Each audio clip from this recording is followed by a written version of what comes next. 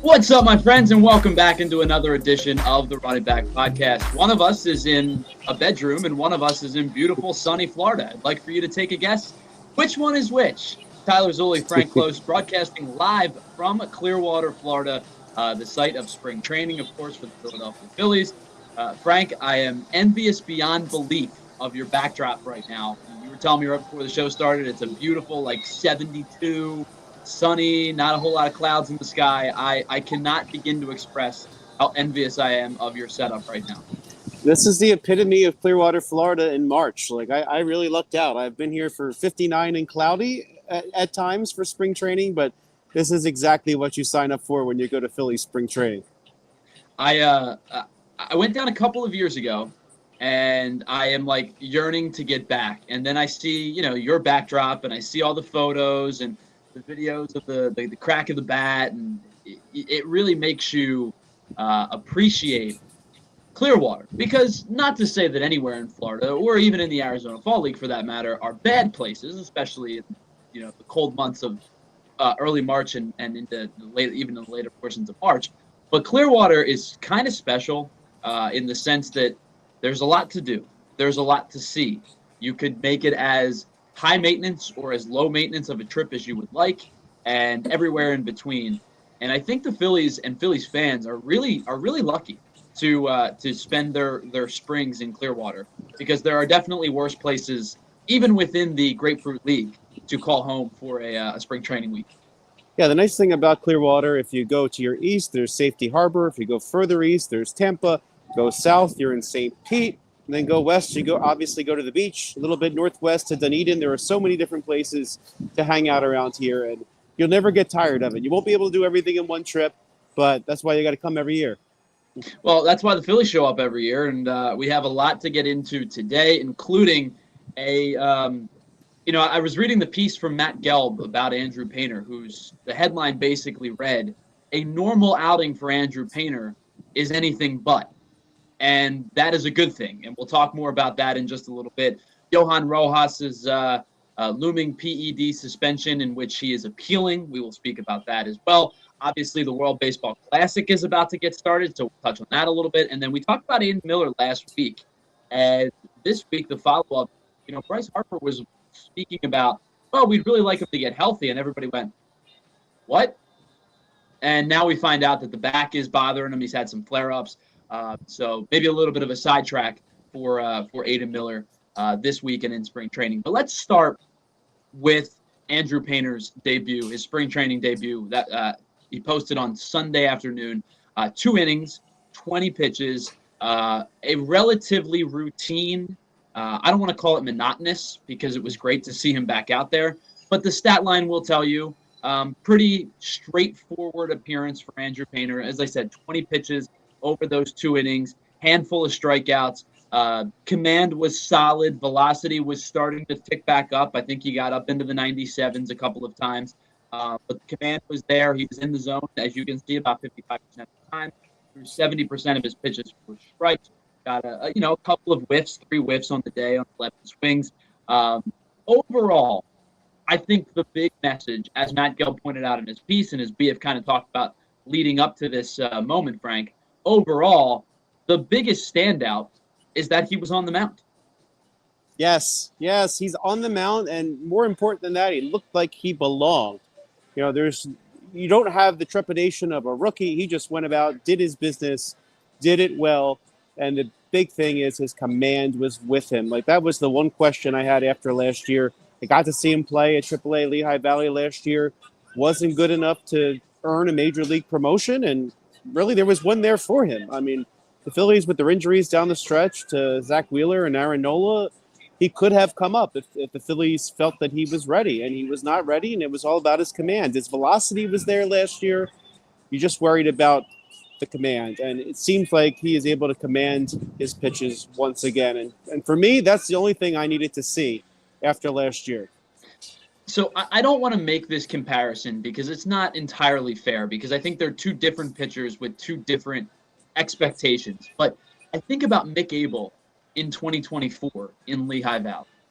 2024, Taijuan Walker really struggled. The Phillies struggled to find a consistent 5th starter for a majority of the season. And I think that the reality was that if Mick Abel was even okay in Lehigh Valley in 2024, he probably would have made his major league debut a season before he did. But because he pitched so poorly, the Phillies really didn't feel comfortable calling him up. He ends up making his debut in 25 as part of the trade package that acquires Johan Rojas. So it all works out at the end. Now, not to say the two are on similar timelines. Now, they both were first-round picks, but Andrew Painter I don't want to say like the weight of the world type of expectations, but that's the type of high-end type of guy he could be. If he's at his best, he's an ace. Whereas I think if you think about Mick Abel, I would be comfortable saying Mick Abel's a really good 3 at his best in a major league rotation, which is nothing to scoff at. It's nothing to say it's a bad thing. But I think Painter's elevation and his ceiling is sizably higher. And so when you have setbacks and you have Tommy John and then some, struggles with command and you're trying to get your velocity back, and they always say command is the last thing that really comes back to you when you have Tommy John. You can think about Sandy Alcantara with the Marlins last year. He really struggled in the early portions of the season, started to turn it back into the Sandy Alcantara that we know later in the year. With Andrew Painter, his youth, his rebound, all of these things have kind of given a lot of expectations for this kid of, can he stay healthy? Can he get back to pre-Tommy John? And if he can't, can he get to like a 90% clip of pre-Tommy John? And so this is kind of the first step in that process of getting him back to that point where he probably will throw some meaningful major league innings this year. They speak of him down here like he is just in the rotation and ready to go, which I thought was kind of a leap. And we've spoken about the lack of depth that I was kind of worried about, that, if he's not ready. But the buzz around here is, oh, yeah, he's in the rotation. It's almost like there's no question about it around here. And I think that what we saw on the mound just kind of confirms at least what they've seen him do. Because, he did. It's not that he wasn't throwing the ball over the offseason, right? So, I mean, they've been watching him closely. And I'm sure the reason why they haven't added another arm is because they really do believe that he is ready to go. And, to comparison to Mick Abel, I always thought that Painter was well above the talent level of Mick Abel. Not to say Abel will be bad or anything like that. But, there's a reason why the Phillies were comfortable moving Abel in the trade and Painter was hands off. Even last year as he struggled at AAA, I'm probably guilty of saying, hey, well, if you need to trade him to win a World Series, okay, but they would not even do that. So I think they believe that he is, as you said, the ace ceiling, someone they expect to be at the top of this rotation for a really long time. I mean, let's face it, Zach Wheeler's only got a couple years left. They're going to need to turn this over to some new blood in this rotation, and they're hoping that their next ace after Zach Wheeler retires is going to be Andrew Painter. And I think if you look, if you look at it from that in-between period, you have an opportunity at hand. If Painter can be a guy that sticks in the major league level for years to come, you have an opportunity at hand.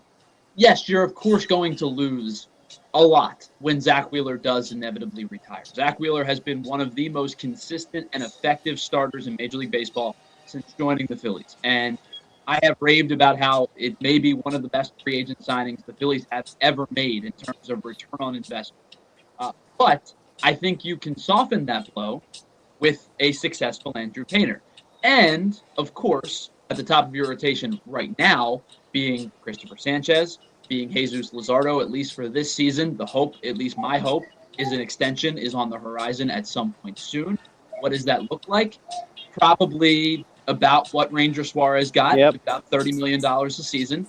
But, you start talking about reallocation of funds once Zach Wheeler's contract is up, and you start to get towards the latter stages of some other contracts. And obviously Nick Castellanos' money comes off the books. A couple different guys' money comes off the books this year, or at the end of this year. But I think in that bridge, if Andrew Painter can be a really good middle to back end of the rotation type of guy, and then start to ascend as the years go on, you can, I don't want to say seamlessly, because again, losing Zach Wheeler, it's hard to replace that type of productivity, but you can as seamlessly as possible kind of look towards the future with that and a future that features Sanchez, Luzardo hopefully locked up to a long-term deal, and Andrew Painter on arbitration and renewable type contracts at very, very discounted prices. And then you look at Christopher Sanchez's contract, which is one of the most team-friendly contracts in baseball. Even if you are paying Luzardo, you're really only paying one of your top three starters at that point. Yeah, Phillies really need to avoid what happened probably coming out of 2014, as the Lee Halladay era was switching over. They really didn't have anybody yet. I mean, one of the reasons they drafted Aaron Nola was not for him to be an ace per se. They kind of thought he would be a number 3, but they just wanted him in the major leagues quickly. Sure. You really want to avoid having that lull that the Phillies had in 2015, 16, 17, where the Phillies just were not ready to compete. And having an ace like Andrew Painter is a way to do that. Yeah, and I think, extending it even further, not just the rotation, but you talk about that dip that they had in the mid-2010s. Part of it was they didn't scout and develop and draft very well. Part of it was when they did have high draft picks prior to Stott, Painter, Miller, Abel, prior to those guys being selected, the years that they did have high quality picks, they didn't hit on them. And like in 2016, for example, it was kind of heralded as a down year draft, the year they had the number 1 overall pick, and they take Mickey Moniak. It doesn't work out. But you look at the rest of the players that were there behind him that were candidates for the number 1 overall pick. I think the other player that they may have considered at that moment was a guy like Nick Senzel, who was a college player, who he himself is a fine major leaguer, but nothing special to write home about. And so when you put all of those things together, that's where that dip started to happen. And I think they're doing a better job. It's starting to get better. They've drafted Nori. They've drafted Burkholder. They've drafted a couple of guys who they really, really like.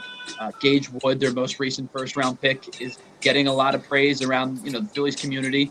I think they're doing a good job as best as they can of continuing to try to win now while also sustaining the future, with the best way that they can, being baseball is as crapshoot as it is. Yeah, very true. I mean, when you think about this current group, I mean, it was kind of a do no harm mentality as they signed the Schwarbers and Castellanos. They just had to throw money at it. They didn't trade their prospects they had to pick anybody up. They just threw the money at it. So one nice thing is that when they do get to that next round of prospects rising, they can fill in the gaps with some of that money. So Phillies are in a good spot. So they are, I want to say that they were maybe ranked 17th or 18th, somewhere in that high teens last year in terms of their prospect pool, which doesn't jump off the page to you, but considering that they were in the back end of the 20s for a 4 or 5 year stretch in a row, they're heading in the right direction. Now, of course, they've had to trade Eduardo Said in order to acquire Joan Duran. They've had to make a couple. They've moved William Bergoya. They've moved Starlin Caba. But they're moves that were trying to help the major league team win, and those are the type of moves that you make when you believe you're in a championship win. Yeah, I agree. And the types of moves that Dombrowski tends to make are to pick up players like Duran, who are not just there for the end of the year; they're there for years to come. So I'm comfortable using the system to have prospects to trade too. I mean, it's not all about everybody rising; it's about picking up the pieces you need to win, and they seem to have gotten back on track for the most part. Again, not at the top, but they're much better off than they were a decade ago. So let's talk about one of the prospects that is kind of deemed untouchable, untradeable, if you will. It's Andrew Painter, of course, and then the other one right this moment is Aiden Miller, who a lot of people have extremely high expectations for, myself included. I think Aiden Miller is an everyday major league player, and not just that, but I think he's a plus everyday major league player. If you get more than that, that's awesome. But I think at this moment, I watch his profile and I watch his abilities, and I think he's a plus major league player in the making. But that being said, the back injury has kind of flared up a little bit. They're kind of taking their time with him, easing him back into play, if you will. Probably won't see him at least for a little bit longer.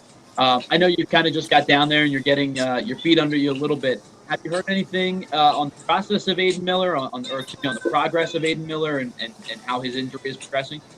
I have not. I'm going to try to poke around a little bit while I'm down here, but I would just say that anytime you have an injury like that, that's really concerning. The fact that he finished last year unable to play the final 3 games at AAA because of his back is concerning.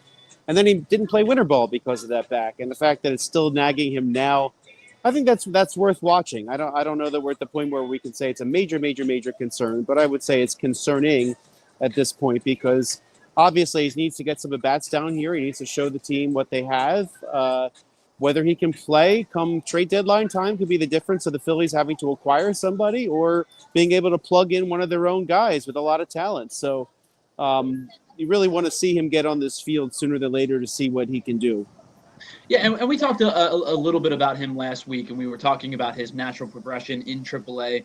Likely a scenario, unless he set the world on fire in spring training and hit like 50 and was really driving the ball and forced the Phillies' hand, likely a scenario was going to be that he would start the year in Lehigh Valley and probably play a good chunk of time there, before any kind of dedicated decision was going to be made, unless, again, he forced their hand or major injury took into account. But I do think if he can get, 300 to 400 at bats in AAA, that's not a bad thing. Because I think that means, as we talked about last week, I think that means multiple things are true. A, he's swinging the bat well, hopefully, in AAA, playing some good defense, potentially, getting some time at third base. And, I know he's come up strictly as a shortstop, but getting some time at third base, getting reps defensively. And he's seeing at-bats every day.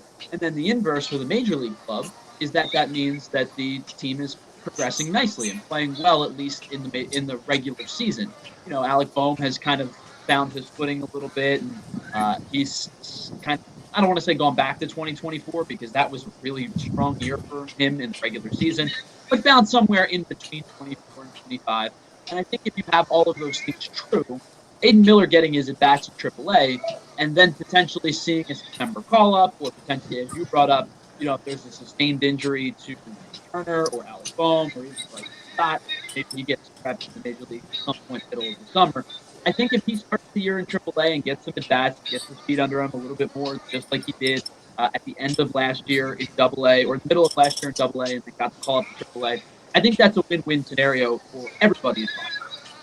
Yeah, I would agree with you as well. But I think the first step, though, got to get him on the field and got to get him playing every day.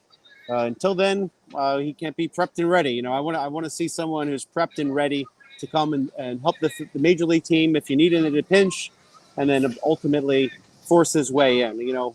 Hopefully by September, then you get the best talent you have and ready to go to battle in the playoffs. That's what I would ideally like to see. But again, you're going to have those nagging injuries throughout the course of the season.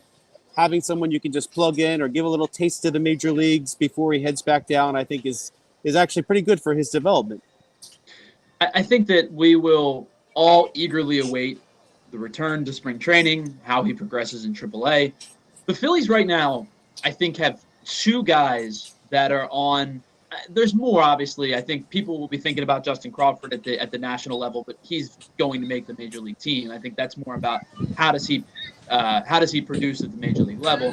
There's some guys down in the lower rankings that I think a lot of people are excited about. Dante Nori, I believe, is playing second base for Team Italy today, which is intriguing. And then there's some other guys that are interesting, like a Keaton Anthony, for example, who is getting some reps in left field, because he is a first baseman who obviously is blocked by Bryce Harper, getting some reps in left field. But I think the Phillies have 2 guys that the world is watching in their prospect system, and of course it's Painter and Miller.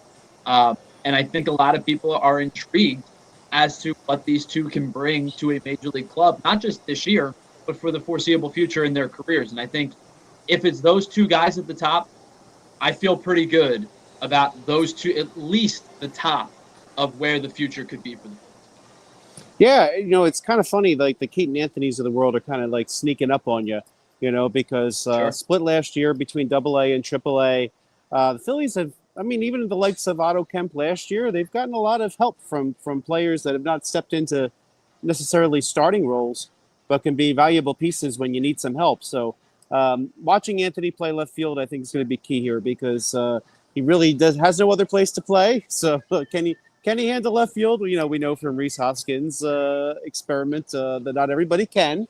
But having a bat, having or even think back to Derek Hall, just someone who can come and help for a while and give you meaningful at bats at times is part of the story of a successful championship team. So I see Anthony as somebody who could kind of fill that role.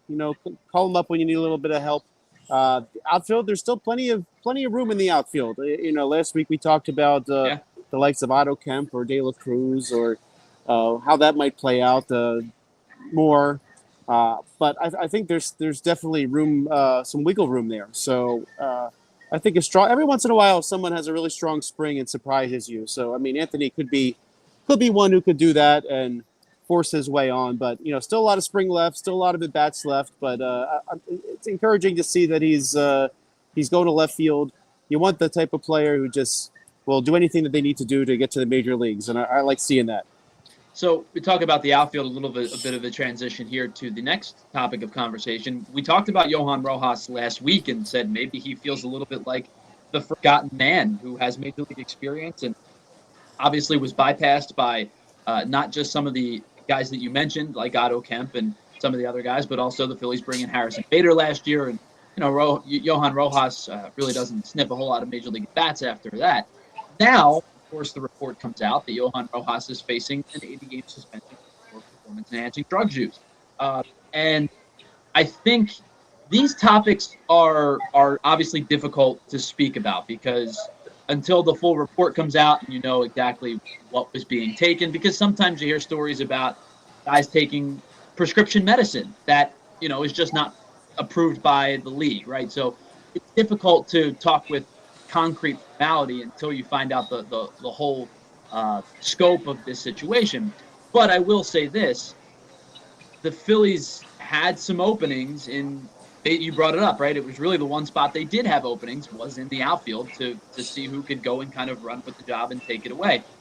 Johan Rojas will not be one of those guys. And of course, not only if he's going to appeal the suspension, but if he does get suspended for 80 games, not only will he not be on the team at least until June, he also is not eligible for postseason play. So I don't know at this point what kind of value Johan Rojas has for the Phillies at any point in 2026. Yeah, interesting piece today in the Inquirer from David Murphy, kind of pointing out how quietly he played in a lot of games last year. Yes. So Murphy's point was, well, yeah, they're going to have to replace him. And you know what? I think Dave's onto something. Who's going to be stashed at AAA, ready to play a major league center field if you need it for a while? I mean, the Phillies do have Brandon Marsh who can go over to center, but they are actually a little thin at center field right now. So, I think that's something that bears watching. Interesting. I didn't think about it from that standpoint. I almost was trying to look at it from the train. You get on the train, and the final destination is obviously the World Series, right? There's stops along the way, of course. But once the train gets rolling, it's hard to jump on midway through the season coming out of no at-bats, right? You know what I mean? Because, if you were in AAA and you were playing and you got called up, that's a little bit – but if you're coming basically off the couch because you got no at-bats, I wonder how that plays into it. Yeah, and just having that depth. I mean, you never know when you're gonna get banged up. I mean, he played almost half the season with the Phillies last year, and that's just – it kind of blew my mind as someone who pays this close attention to the team. Dave did say they were very unmemorable at bats, but that's one of those depth pieces that a championship team could use, right? While I think he has the talent to play a very good center field, I don't think he's ever realized that talent. I think he's still got a lot to learn in terms of position and how to play it. But Rojas was at least depth that they could count on to come up and play center field. So maybe something to keep an eye on this spring. Is there someone else they can add to camp that can give them some professional defense, if nothing else, in center field, as the year goes on? Now, granted, if the roster goes as planned and there are no injuries, he doesn't really fit. So, but again, that depth is key to a lot of major league championship teams. I mean, I think that's why the Phillies have very graciously given anybody who's ever had spent a day on the roster rings in the past, right? To really demonstrate their contributions. Even if you're up for a few days and get DFA'd, like that is the story of a lot of players the last several years. They've all been given rings. So I think the Phillies recognize the big picture, and so that does hurt the Phillies again from a depth perspective. You bring up the realization of his defense, because I think you watched him a few years ago and he was making these otherworldly plays, unbelievable plays up against the wall, and making plays in both right and center and left center field gaps. And we watched his defense and he was breaking defensive metrics when he made his debut. It was like, my gosh, this guy might be the next Willie Mays out there in center field. He's so electric. And then he plays a full season, and those metrics, of course, come down. They were bound to come down a little bit. But I think when it comes to the realization of the position, watching Harrison Bader out there last year made me realize what Johan Rojas still needs to work on, because Harrison Bader's reaction and anticipation allowed for him to do that goofy, backpedal thing, because he was in position so frequently. And listen, Harrison Bader is a 8-9 year vet in Major League Baseball. His calling card has always been he's a very, very good defensive center fielder. Even when he wasn't hitting, he's always been a good defender. But I watched Bader last year, and I watched his jumps and his reaction and his ability to track down balls and pick up balls off the bat.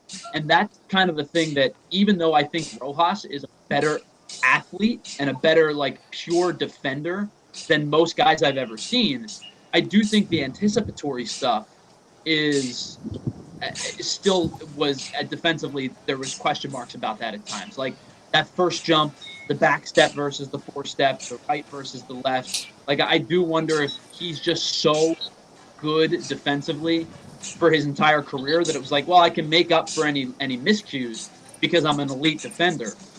But at some point when you get to the major league level, those things start to kind of peak up a little bit. And I do wonder if, as you bring up, still some stepping stones, some learning paths, I think that almost feels like defensively how Johan Rojas would get there.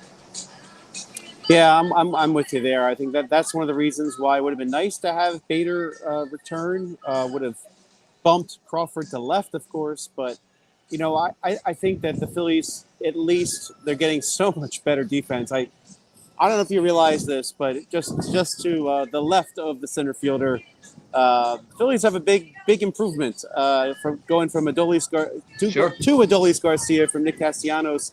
If you look at defensive runs saved, that's a 27-run swing going from Castellanos to Garcia. So that has got to be one of the largest single-season jumps in baseball history.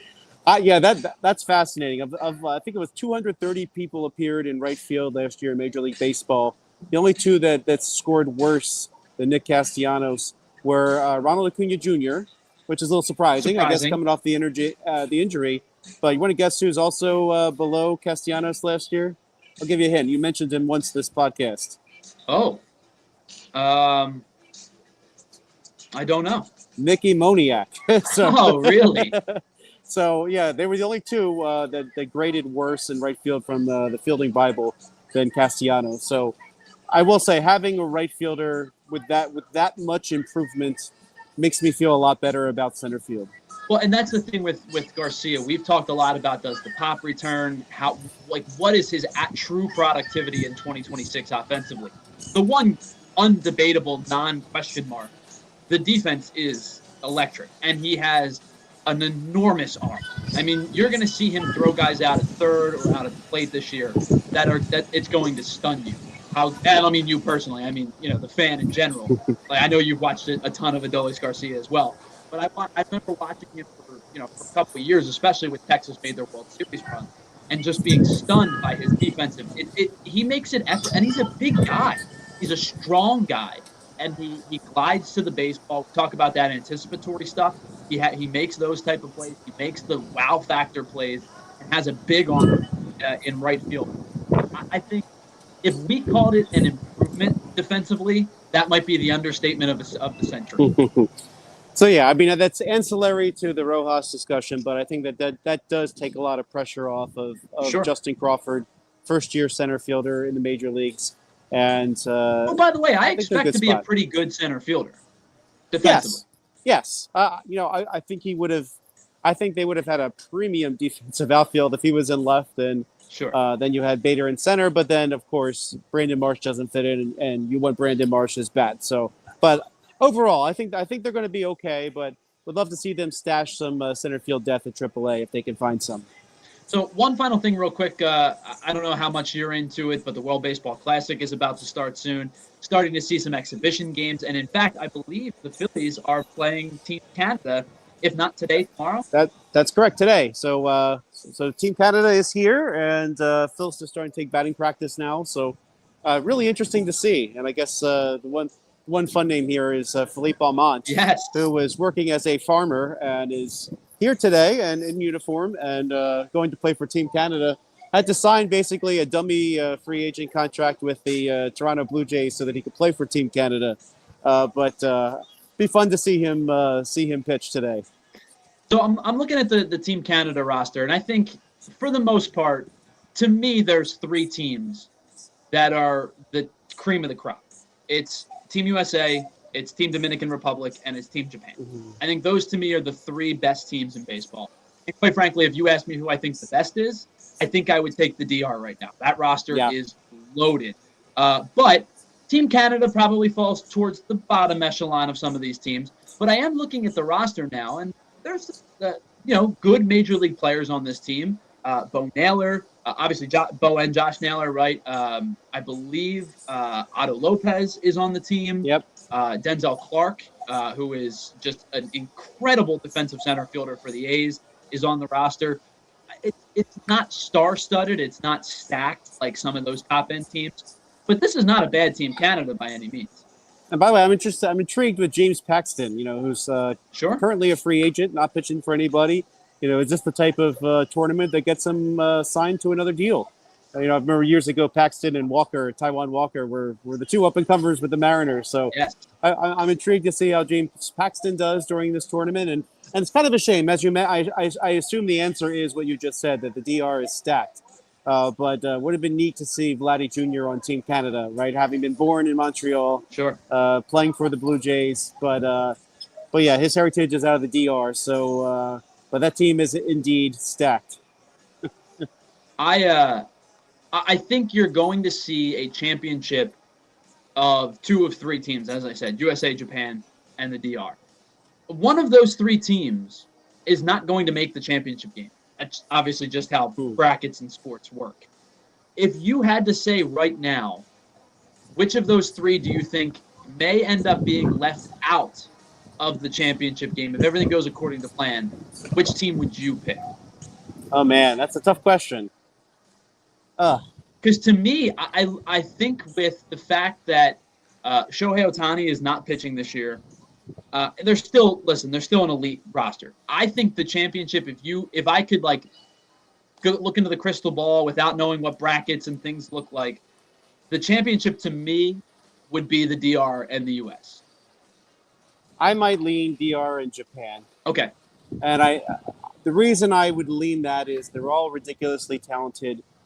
The Team USA players get to play in their country all the time. I think there's a little bit extra for a lot of the major leaguers that for the first time ever, they actually get to represent their home country in the DR. And Japan, a lot of them play in Japan.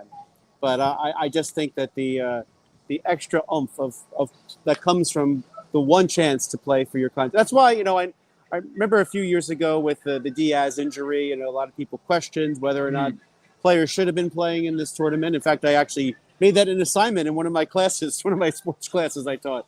Do you support this?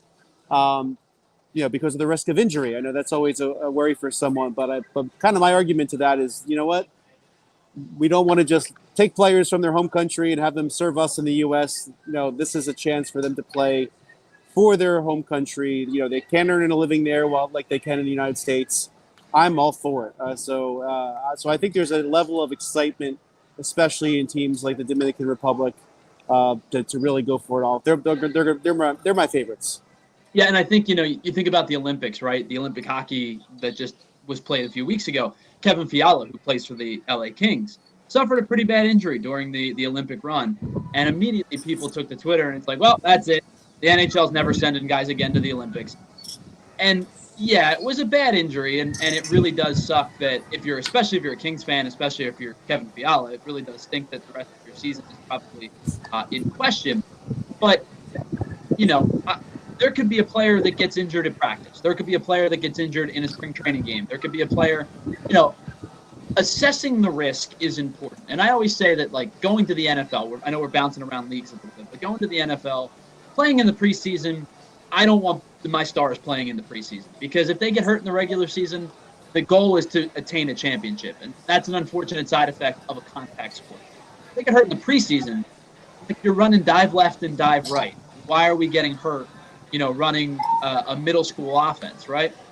In baseball, it's a little bit different because it's not a contact sport where, you could certainly get hit with a pitch or a liner or whatever it may be, but the injury risk is mitigated a little bit by it not being a contact sport. And I think with that specific example, I'm much more okay with the guys going and playing for their countries in the World Baseball Classic as I would be per se an Olympic event. But even then, I'm not going to fault a guy for wanting to, wear his country's name across his chest. Yeah, I agree with you. I mean, besides, who wouldn't want to root for Christopher Sanchez right now doing this, right? I mean, it's still a lot of fun. The only thing that would bother me or concern me a little bit, I should say, is that did they get the ramp up and preparation required to play meaningful games that fast? That's the one big question in my mind because we're used to them showing up in the middle of February and easing in, right? So they're not going to be ramping up in the way that these players that we're going to see on the field today for the Phillies are ramping up. That they're there and they're all in right away. So hey, if they started their preparation back in January, maybe that's fine. Then you kind of worry about the endurance on the other end. But overall, that would be the only thing that if a player is not prepared for that level of competition, then that might come and bite them in the behind. But that's on each individual player, I believe. Well, my friend, it has been fun as always. Enjoy the weather, enjoy the games. I know you're kind of doing a dual role the next couple of weeks. This week you're being a professional. Next week you're being a fan, which is awesome to get to do I'm taking both. a vacation that I very much need. Well, I hope I know you're looking forward to it. I hope you have a wonderful time down there. Enjoy the sunshine, enjoy the weather, enjoy the baseball. And we'll be back next week for the next edition of the Run It Back podcast as we inch closer to the 2026 regular season. We are officially 22 days away from opening day as the Phillies and the Texas Rangers get started on March 26th. So for Frank Klose down in Clearwater, Florida, I'm Tyler Zulli saying thank you so much for hanging out with us. We'll be back next week for the next edition of the Run It Back podcast. We'll see you then.